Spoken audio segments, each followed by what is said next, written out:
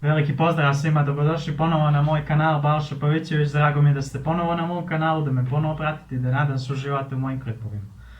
Kao što sam rekao, snimam punom parom, snimam punom motivacijom i punom voljom za snimanje, to je najvažnije, kao što sam rekao, ako čovjek kada ima volju da radi, kada ima volju da snima, kao u ovom pitanju kod mene, kao što možete da primijetite, ošišao sam se, morao sam da ošišavam onu šubaru sa glave i jednostavno da malo ljepše izgledam u klipovima i tako dalje. Međutim, naravno neću o tome da pričam, o frizuri ćemo neko drugi dan. Kao što možete da vidite na samom nazivu, ovaj video sam htio da snimim čak, kažem, kao drugi klip, ali nisam mogao još, nisam htio još da je snimim, htio sam još malo da je doradim, htio sam još malo da svoje mišljenje razmislim o tome, da svoje mišljenje dam, znači svoje mišljenje dam o ovoj temi. Kao što možete da vidite na samom nazivu, sudbina. Znači, da li je to zabluda ili istina. Znači, da li ja vjerujem u to, da li ne vjerujem, kako ja gledam na te stvari i tako dalje. Pa svi mi znamo definiciju sudbine. Sudbina je nešto što nam je kao predodređeno, nešto što nam je, kao što sam sad rekao, suđeno, nešto što, dok smo došli na ovaj svijet, to nam je Bog, ili bilo ko, Bog, život, odredio kako će nam se neke stvari dešavati, kako će nam se neke stvari odvijati, da li ćemo se udati, nećemo, da li ćemo završiti fakultet, nećemo li, da li ćemo uspjeti u sportu, nećemo li, kao sve je to sudbina. Imaš ljudi koji vjeruju da je sve određeno i da je sve sudbina. Ti ljudi, znači, imaš ljudi koji, kao što sam rekao, vjeruju u sudbinu i vjeruju da je sve određeno. Zato se i ne muče u životu i ne pate, niti se muče za neke njihove ciljeve, no misle da je sve određeno. Sa druge strane imaš ljudi koji vjeruju da ne postoji sudbina, nego da sve oni kreiraju. Više bi se složio sa tom drugom stranom. Ajde da krenemo od svog mišljenja. Pa moje mišljenje o tome jeste da ja sudbinu, znate li kako ja nazivam sudbinu? Ja sudbinu nazivam kao Božju sreću. Šta je to? Znači ja želim nešto da postignem u životu i takozvano, nažalost, na primjer, nemam uslova da nešto postignem. I Božju sreću ja to nazivam tako što mi, da kažem, takozvano Bog probije tu barijeru koja mi ne da te uslove da stvorim nešto od svog života i onda mi Bog da uslove, da život mi stvori te uslove, a ostatak je na meni da ja radim. Znači u tome je poenta. Znači ovaj život se živiš onako kako ti odlučuješ. Moje mišljenje u tome je da ima sudbine za neke događaje, za neke osobe. To je karma. Ja sam se upoznavao s osobama koji su slični meni, zaljubljivao sam se u djevojke koje su slične meni i tako dalje. Evo, ja mislim da je to sudbina. Ali ja pričam ovdje o našem životu, to jeste o djelima. Kao što sam rekao malo prije, moje mišljenje u tome je da postoji Božja sreća kao sudbina. Znači to je kad ti Bog pomogne u nečemu što ti želiš, ali nemaš uslove. U tome je poenta. Znači ti ne možeš, brate, sjedjet kući i čekat da se nešto dogodi. Lupam, ti hoćeš da postaneš dobar fudbaler. Nećeš postati dobar fudbaler tako što ti šediš kući i ja ti dođem i kažem ti kako misliš postati dobar fudbaler kad ležiš kući i tako dalje. Ti šeneš prekrštenog K i prekrštenih nogu i kažeš prekrštenih ruku i kažeš to je mene sudbina. Nije ti sudbina. Sudbina ti nije ukoliko ti, izvinjavam se samo sekund, malo mi je ruka ovlažila se, znači nema tu sudbine. Nema tu sudbine. Ti si taj koji kreira tvoj život. Ti si taj koji odlučuje kako će da živi. Kao što se rekao, ne možeš kako ćeš postati dobar fudbaler. Pa ne tako što ćeš šeđet kući čekat. Sudbina mi. Nije. Ako ti uzmeš loptu, odeš na teren i vježbaš sa loptom, trbušnjake, sklekove, trčanje, šprinteve, sa loptom žongliraš i utakmice, pošto sam ja lično trenirao fudbal i znam kako to treba, jer bez utakmice nema napretka u fudbalu. Sve to kad budeš radio dan po dan, tek tada možeš biti dobar fudbaler, a ne sudbina mi. Šta ti to govori ovaj moj primjer? To govori o tome da si ti taj koji odlučuje kako ćeš da živiš. Kao što sam pričao i za karmu. Jedina stvar koja postoji kod sudbine jeste karma, u vidu uzroka i u vidu posljedica. Kako živiš, tako možeš i da očekuješ. Kao što sam pričao u klipu, ako si dobar loše, prođeš i suprotno. Kako vi možete da mislite da ako radiš dobre stvari, da će ti se vratiti loše? Tačno je, bit će ljudi koji će loše reagovati na to, ali neće ti život loše vratiti. Biće ljudi koji će biti ljubomorni na to tvoje neko dijelo. ali život ti neće loše vratiti. Život ti neće vratiti loše stvari, no dobre. Isto tako i suprotno. Kako misliš da ako radiš loše stvari, ako nekog ponižavaš, ismijavaš, biješ i tako, kako onda možeš da se nadaš dobrim stvarima? Evo pitam te, sve vas pitam, kako možeš da se nadaš dobrom u životu ako radiš loše stvari? Ne možeš da se nadaš. Tako i ovo. Ne možeš da se nadaš da ćeš nešto ostvariti ako sjediš kući. Sudbina mi je. Lupam, ti živiš sam kući. I daću primjer kao i s prošlog klipa. Ti nemaš da doručkuješ, nemaš hleba u kući. I hleb neće doći tako što je sudbina, nego ti moraš dići guzicu, uzet euro, otići da kupiš taj hljeb, da bi imao da jedeš. A neće hljeb doći sam od sebe. Nijedan uspjeh neće doći sam od sebe. Kao što sam pričao i na prošlim klipovima. Niste rođeni kao neko ko nije pod srećnom zvijezdom, a neko jeste. Nije mene sudbina da snimam YouTube klipove. Neko će mi reći da, Balša Pavićević je sudbina da snima za YouTube. Ali da ja nisam šeo ovdje, da ja nisam donio odluku da snimam i da nisam donio odluku da radim na ove teme, ništa od ovoga ne bi bilo. Moj kanal ne bi postojao. Samim ti ne biste ni znali za moje klipove i za moje teme koje izbačam. Znači, koliko god to bilo sudbina, neko će reći njemu je sudbina da snima. Ali da ja nisam šeo ovdje na ovu stolicu i donio odluku 3-4 dana prije no što sam počeo, da nisam sebi rekao da, snimat ćeš za YouTube, ništa se od toga ne bi desilo. Ništa od toga. Znači, ti si taj koji kreira svoj život. Niko drugi. Nema tu sudbina. Kao što sam rekao, postoji sudbina za uzrok i posljedicu. Kako živiš, tako možeš i da očekuješ da će da ti dođe. Ne možeš raditi dobro, očekuješ dobro. Ne možeš raditi loše, a da očekuješ dobro. Znači, nema šanse. To sam već ponovio i neću to da govorim više. To isto, znači, prvo da kažem jedan primjer. Kako je jedan moj rođak zeznuo sudbinu. On je jednom pričao kako je on išao kod, ne znam, sigurno nisam pominjao to u prošlim klipovima, on je pričao, moj rođak, dalji rođak, on je, Bog zna, Srbije čini mi se. On je mene pričao kako je on otišao kod žene vračara koji predviđa budućnost i tako dalje. I on je bio toliko ojađen u svom životu i toliko mu je bilo teško u životu da je htio da zna svoj život unaprijed, što će da mu se dešava. I on je jednostavno otišao kod te žene i pitao kao šta će se mene dešavati narednih dana, mjeseci, godine. Ona je predvidjela da će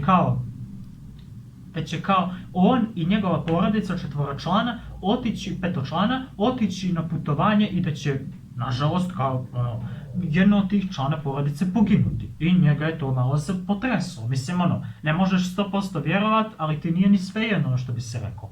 I on pošto je čuo to što mu je ta žena rekla, ona je rekla, ubijeđena sam, jedno od vas će kao da umre, doživjet ćete udes tamo u toj, znači doživjet ćete udes, znači kad budete putovali, tako dalje. I stvarno, poslije 5 dana njega otac pita da odu neđe na selo, kod njih tamo nešto da rade i on je odlučio da prekine to putovanje. I samim tim je zeznuo sudbinu. Eto, u tome ja pričam cijelo vrijeme. Znači, isto tako lupam. Ja mogu otići kod vračare i pitati je, ja idem na ispit, na takmičenje iz matematike, a ja matematiku pojma nemam, nego dajem primjer, ja idem na takmičenje iz matematike i pitam nju koje ću ja mjesto da završim. I ona mi dođe i kaže, ti ćeš da završiš 3. mjesto. I ja mogu nju da zajebe, tako što se ne pojavim na to takmičenje. U tome je poenta. Zeznuo sam sudbinu. Šta ti to priča? Da si ti taj koji kreira svoj život. Shvatio sam na osnovu tih primjera, na osnovu toga što mi je moj rođak rekao i na osnovu toga što sam ja sad ovaj primjer rekao sebi, jer mi se desilo to za jedno takmičenje, za jednu ocjenu škola što mi je bilo, nisam se pojavio na tome i zajebao sam tu osobu na taj način. Ta 2 primjera su mene, što bi se rekao, osvijestila da sudbina može biti promijenjena. Onda, samo sekund, shvatio sam da sudbina može biti promijenjena onda kada ti odlučiš da je koriguješ. Onda kada ti odlučiš da je promijeniš. Tad može sudbina biti promijenjena. Vi mislite da ljudi, ja sam, kao što sam, mi na Balkanu smo ljudi koji sve pričamo da je sudbina, da je određeno, da nam je suđeno, da sve će se dešavati kako je Bog rekao, kako je život rekao, kako god kao mi izbjegavali to će se desiti i tako dalje. Shvatio sam da ti ljudi koji mi pričaju da je sve sudbina, shvatio sam da ti ljudi ne rade ništa u svom životu. Oni samo čekaju. Oni čekaju da se nešto dogodi. Oni čekaju da nešto stvare. Nemojte da čekate. Nema što da čekaš. Što bi se rekao, digni svoju guzicu i uradi to. Neće se to desiti ako ti čekaš. Ti ljudi koji su mene pričali da je sve sudbina i da je sve određeno, to su ljudi koji oni nisu ništa uradili u svom životu. Oni su navikli da čekaju, oni su jednostavno ljudi koji znači, ne prave nikakve akcije. Od akcije nema ni A, od dijela nema ni D. Znači u tome je poenta. Oni su navikli da pričaju, da izmišljaju stvari, da pričaju gluposti i oni pošto su neuspješni i pošto su nezadovoljni sami sa sobom i pošto ne znaju kako da opravdaju taj neuspjeh u svom životu, oni kažu to mi je sudbina, to mi je određeno. To mi je tako Bog rekao, njemu je rekao da lijepo živi, mene ne. Ne, apsolutno ne. Nije ti to Bog rekao. Znači, Bog te stvorio, ti si taj koji odlučuje da li ćeš nešto stvoriti ili ne. Ako budeš radio na tome, stvorit ćeš ga. Ako ne budeš radio na tome, nećeš ga stvoriti, doviđenja. Mene je to mrzno što su mene neki ljudi pričali tako, ja sam sekund, da je sve sudbina. Nije, apsolutno nije. Ima sudbinskih događaja, ali ti si taj koji preuzima život u svoje ruke. Nema tu, brate, kao što sam rekao, ti ljudi su nezadovoljni sami sa sobom. Nisu uspjeli u životu, nisu uradili kako treba neke stvari i odmah prebacuju krivnju na sudbinu, da je to tako Bog odredio. Ti si tako odredio, niko drugi. Kao što sam rekao za YouTube, ja da nisam sjeo ovdje i donio odluku da snimam, moj kanal ne bi postojao. Vi ne biste znali za moje klipove. Nema tu Balša Pavićević sudbina da snima. Nije mu sudbina. Nego je isti taj Balša Pavićević donio odluku da snima. I zato sam danas ovdje, koji me par, znači ima sigurno 10, 15 ili 20 ljudi koji vole da me slušaju. Ne bi ništa toga bilo da ja nisam to uradio. Nema tu sudbine, brate mili. Može, znači ima onaj engleski citat I don't get lucky, I made my own luck. To je kao u smislu, ako neko ko ne zna engleski ću mu reći. Ja ne čekam sreću, nego sam sebi stvaram sreću. U tome je poenta. Ti si taj koji kreira svoj život. Nema tu sudbina. Po tome, kažem, u toj putanji nema sudbine. Nema to da ti je to određeno. Znači, Novak Đoković, on, znači, prvenstveno, on se nije oslanjao na sudbinu, i nije prije svega, kao što se pričaju u prošlim klipovima, nije gledao tuđe živote. Šta komšija uradi, šta komšenica uradi, šta ovaj uradi, šta onaj uradi. Ne, Novak Đoković se posvetio svojim treninzima. On je samo trening, trening, trening, trening i trening. Nije ništa gledao šta će ovaj da uradi. Zato i danas ovakav. I neko ko je nezadovoljan sam sa sobom, taj će da kaže Novaku Đokoviću sudbina da bude najbolji teniser svijeta, a mene sudbina da bude to nešto tamo loše, nije bitno. Ti biraš kako ćeš da živiš. Ti si taj koji kreira svoj život. Niko ti ga drugi neće kreirati, ako ga ti ne iskreiraš. Ja sam to shvatio veoma mlad, kad sam imao 12-13 godina, sam shvatio da sam ja taj koji odlučuje kako ću živjeti. Ako ne odem po doručak, po hljeb u pekaru, ja ću umreti od gladi. Znači nema tu sudbine, ja ću jesti. Nema. Ako odem do pekare, ješću. Ako ne odem i čekam kući i prdim uz televizor, tad neću jest. Crću o gladi. Nema tu sudbine, brate mili. Nema tu sudbine. To, zaboravi na to. Kao što se rekao, ti si, znači, možete sve da kreirate u svom životu, samo ako to želite i samo ako imate dovoljno jaku volju da to stvorite. Treba imati jaku volju. Ja sam za neke stvari koje nisam mogao odmah. Uspio sam jer nisam odustao.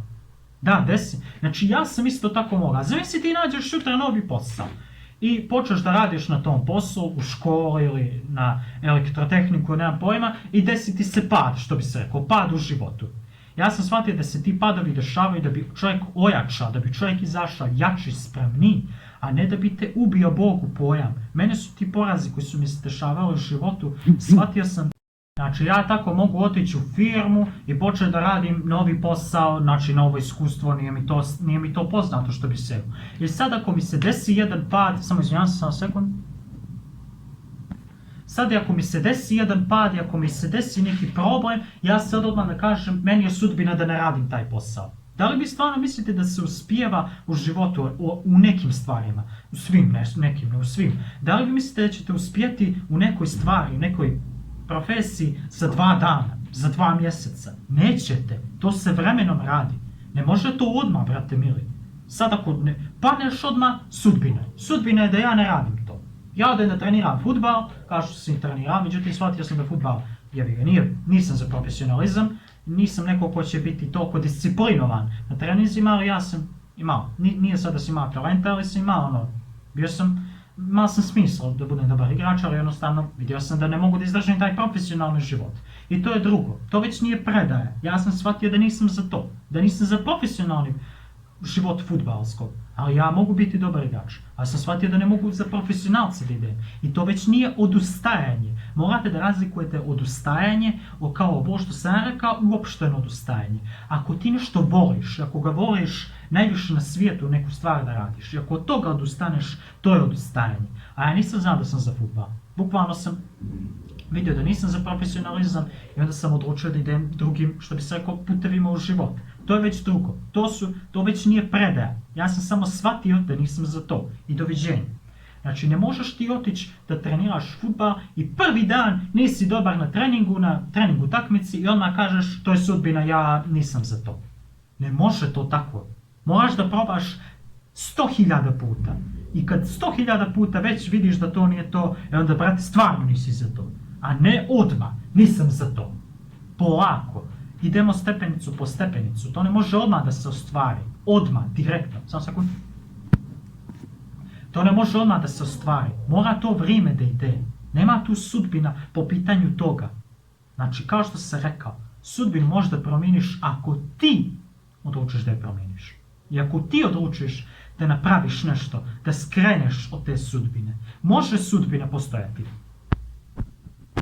Može sudbina postojati, ali ti si taj koji može da promijeni nju, koji može da je koriguje, da postaneš neko najveći, ali to je sve tvoj izbor. I drži se na tome. Ne postoji sudbina. Postoji Božja sreća, zapamti što ti kažem. Božja sreća. Postoje događaj sa nekim ljudima i neke ljude koje upoznaješ, to je sudbina. Ali tvoj život nije sudbina, nego je kako ga ti stvaraš. Neću više o ovome da pričam, kao što se rekao, ispričat ću moje mišljenje i moje shvatanje na to. Sigurno ima i detaljnije, ukoliko želite detaljnije imati od drugih autora, ali ja sam ispričao najvažnije i onu glavnu suštinu da shvatite da ste vi svjesni kreatori za svoj život. Nema tu mame, tate, ovoga, onoga, strica, brata, ujka, ovoga, onoga da ti stvara život. Ti si taj koji stvara svoj život. I drži se na tome. Kada ti ostvariš nešto, nije sreća, nije sudbina, nego si ti digao guzicu i uradio to. Kao što sam rekao, neću da dužim, rekao sam glavnu poentu, glavnu svrhu svega ovoga, bacite like i subscribe ako vam se sviđa klip i ako želite još ovakvih tema, kao što sam rekao, bit će tema, bit će još klipova i mene je veoma drago da me slušate i da pratite moj kanal. Ljubim vas puno i vidimo se u drugom klipu. Ćao!